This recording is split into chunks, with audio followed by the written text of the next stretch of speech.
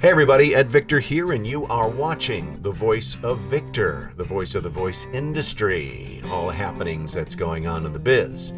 We are up to episode number 14, and I'm happy to say that today's guest is one of the nicest guys in the voiceover business. He's also one of the nicest guys you'll ever meet. Today I'm going to be talking with Dave Courvosier, otherwise known as Dave Courvo. Dave is a voice actor, blogger, Twitterer, influencer, author, and of course, Emmy Award-winning TV anchorman. He's also the founder of the World Voices organization, a organization that is a advocacy group for the voiceover industry. Dave's also an author, I mentioned. He's got a book out called The Secrets to Voiceover Success. It's the second edition out, so I'm sure we'll be discussing that today. And Dave's definitely got a lot going on for himself. Very busy. But the thing about Dave is he's very outspoken in the voiceover industry. Chances are you've seen his tweets or his blogs. There he is now. And let's get to it. Let's head out to Las Vegas and get all the haps from Dave Courvosier. Okay, everybody. Hey, we're talking with Dave Courvosier. Again, great name. You get it's that hard all to the time, spell. right? Yeah, it really is. It is a lot of vowels. Those crazy C-O-U-R. French people, you know. All right, so you just moved back to Las Vegas, yeah? Right. Yeah. Where were you? So I moved to Missouri for a year. My wife is from Cape Girardeau, Missouri, which is in the Boot Heel, and that's her hometown. She always dreamed of moving back, and I was fine with that. Except for retirement didn't sit well with me. So I was being wooed to come back to TV at Channel 13, ABC in Las Vegas, and they just wouldn't let me alone. So I finally worked out something with my wife. We're going to keep our home in Missouri and have a home here. You're going to commute? Travel back and forth, yeah. I love it. Congratulations on the job. I'm so happy for you. Yeah, me too. I'm excited about it. I mean, this is good. I think you and I are probably around the same age. Yeah, I'm in my 60s. I'll just say I'm in my 60s. I'm going to be 60 tomorrow. Oh, good. Right. Happy birthday. Thank you very much. But anyway, I feel you. I get it, because what happens, we're both doing this voiceover thing, and there's this ups and downs and downs and ups, right? And how many white guys in their 60s are being recruited to come back to work? Not many. Most of us are getting booted out, Pretty much. I'm going to go with no one. I better grab this while I can, Well, this is awesome. Well, congratulations on the new gig. Thanks. Love it. So we're going to switch over into the voiceover realm. Right. How long you been doing voiceover? Was it a natural progression from? I dabbled in it a long time while I was in TV, but I got serious about it in 2007. Okay. Pretty much, yeah. So 13 years. 13 years. Oh, I thought, this is going to be a breeze. I'm in TV. It's got to be, from broadcasting to VO. It's a cinch.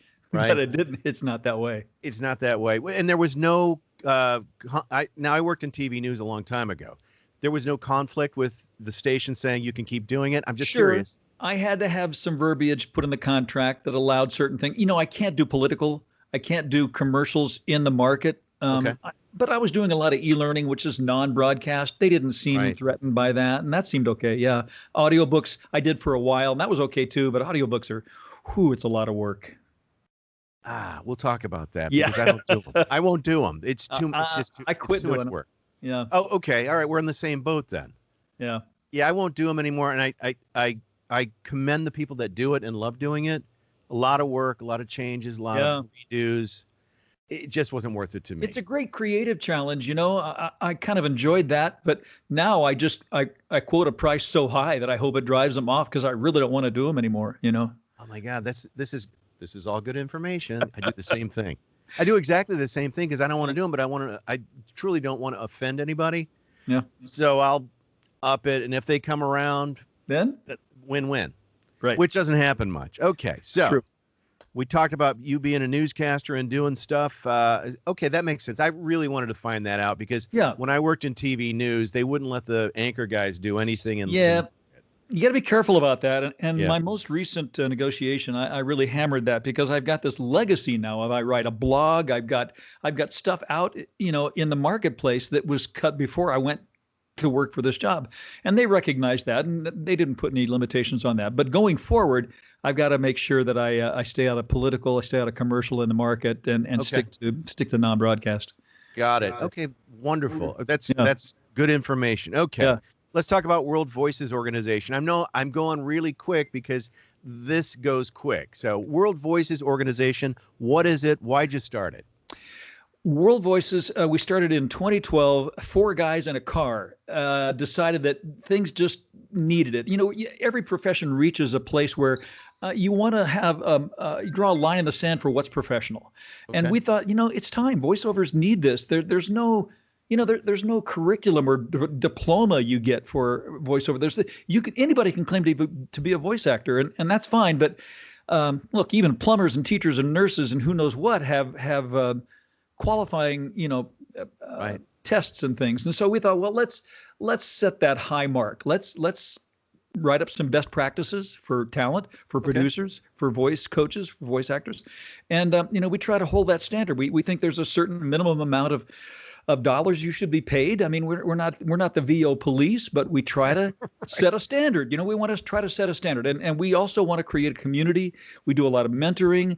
We do some studio approvals. We can't call it certifications because that's a whole nother legal area. But we do studio approvals. We get some great technical guys who will listen to your work and either give you a thumbs up or help you get it to where it should be. Yeah. Okay. That's there you go. Good information. Yeah. Can anybody join it? You bet. We have 2 levels, associate and pro. If you're an associate, you're just getting started. You want the mentoring that we offer. It's the same cost. And what we do is really work with you to graduate you, so to speak, to a pro level.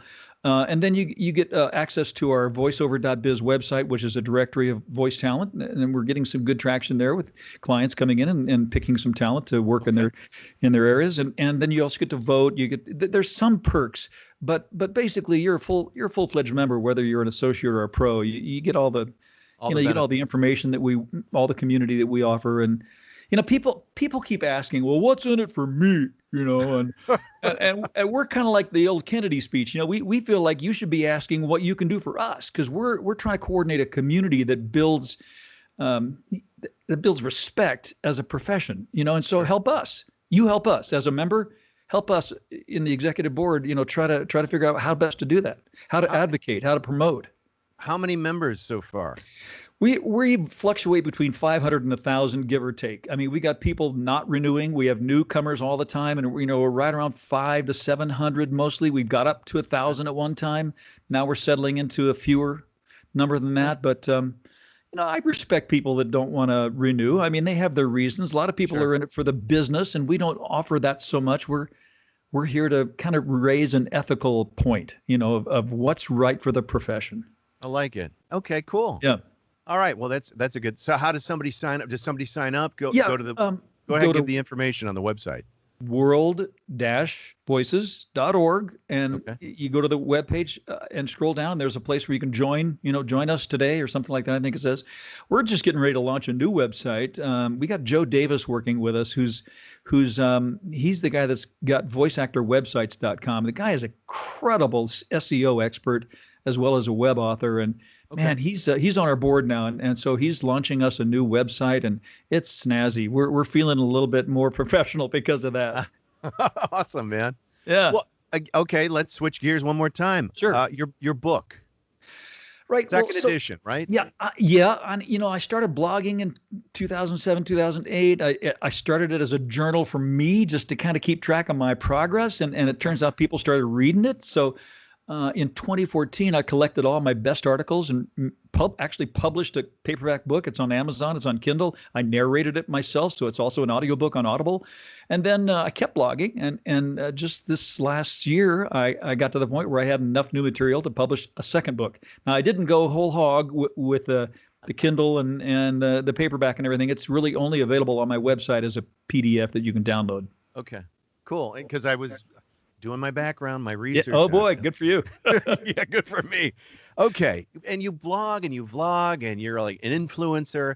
How do you have all this time? It's nonstop with you? It's like a blog I wrote just this last week, which is when you want something done, you ask a busy person, and it's true. When you reach a certain vibration of frequency where you're getting things done, it doesn't take a whole lot more to add something on. But I'll tell you what blogging has done for me, Ed. It's made me realize that writing is an art and a profession all its own, and it takes a lot of skill and discipline. And I've gotten really good at writing because of that. And so, hey, that's another perhaps venue for me, that I can. You're writing just about. I mean, I'll tell you what. The reason I wanted to talk to you and get you on the show, I'm reading your stuff. I'm reading your tweets almost every day. Anyway, we digress. I got questions here from people, and here's one, if you don't mind. The voice industry is always evolving. Where are we headed? Where do you think?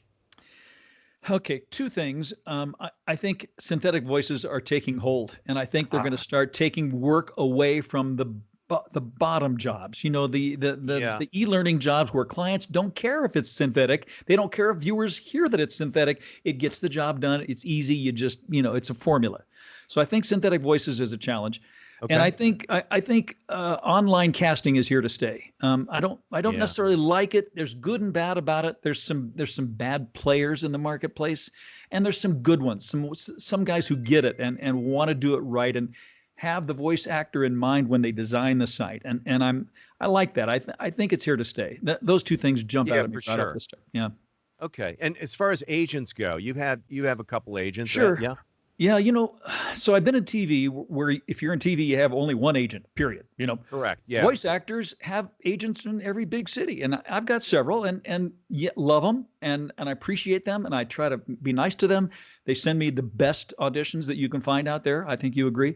Yeah. And I'm knocking heads with guys like Ed Victor, for these jobs. Yeah, right. and I keep trying. I mean, why not? But agents, I think, are scrambling too. I think they're feeling the pressure of the marketplace. Things are changing. They're scrambling. They're hurting. It's interesting you should say that because I think I've got about 14 regional agents all over the place, and I'm seeing duplication of. Yeah. I get it from 2 or 3 different directions.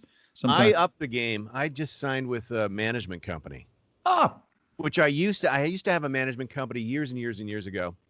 And then I've just been. What's the fine line between an agent and a manager? I mean, there's always kind of some. You'll find out on the next episode. Some crossover there, yeah. I've got my manager / agent on the next show, and he's gonna tell us because I love it. There is fine line. There's a very good. fine. It's a good tease. It's a good tease. Now you mentioned the pay-to-play sites. Yeah, they are here to stay for sure. I agree. Yeah. Yeah. Well, they've been around. I mean. I can remember when Voice 123 and Voices.com both it was interactive Voices for a while. Then it was Voices.com. That's right. It was interactive Voices. Yeah. I think I've been with them. I'm not with. Go ahead. No, I was going to say they're supposed to be a guest on the show too. Okay. And explain what happened. Well, you can. I'd watch that one too because I think it's a tough row to hoe for them as well. They're just trying to make a buck, and I hope they have the voice actor in mind when they design the site and this and that. But I've seen some things go south, and I've seen some fraudulent action and some unethical actions on the parts of. I'm not going to name names, but you don't have to. You got to be careful. Just do your due diligence when you're out there signing up for these sites. Yeah, we won't mention names, but one of them will be a guest on the show. Okay, good. I look forward to that. Let's see what else. We talked about voice opportunities. How about advice for somebody getting into the business? Well, I already said it. Do your due diligence. Let's say you wanted to be a photographer or a graphics artist or a writer. You would talk to people who are doing that. You would seek a mentor. You would check out what the rates are in the marketplace. You wouldn't want to step on what's been done already. You'd want to respect that. And I think that's the smart way to go about any profession is to do your due diligence. Ask a lot of questions. Find a mentor. Find out what's going on. Immerse yourself in that culture. And then you aren't going to make a lot of people mad that you came in and offered a bottom dollar price for something that we're all hoping to do a little bit better, for. For sure. And here's an admonition for guys like you and me and other seasoned pros is I know you get tired of getting the questions. I'm just starting out in VO and I got a mic and everybody says I got a great voice. That's always it. Yeah. But you got to talk to them a little bit and give them a start. Otherwise, they're going to go out and be the guy who charges $5 for, on Fiverr for something. And so, educate them a little, take a little bit of time and start them on the right step. Have you ever seen Dee Bradley's I want to be a voice actor.com site? I think so, yeah. It's just an unbelievable resource. I want to be a voice actor.com, one word. Check it out. That's a really good one. That's great advice. Yep. I'm looking at the time. We're just at almost 18 minutes in. Holy cow, this is too much fun. I know, right? I got to wrap this up because any closing thoughts?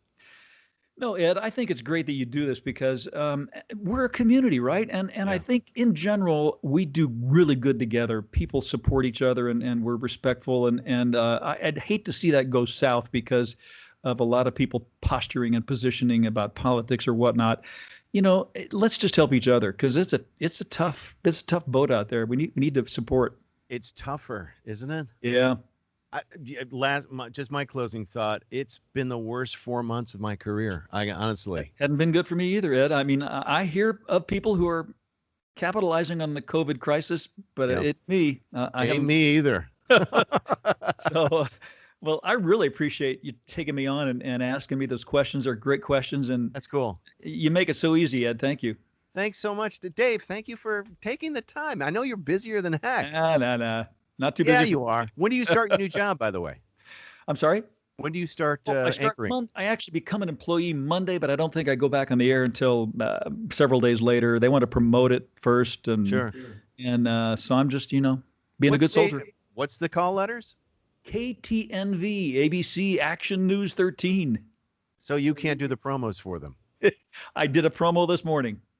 Oh, no kidding. Well, I didn't voice it. I was in a promo. They shot video of me in a promo. Just, Dave's back.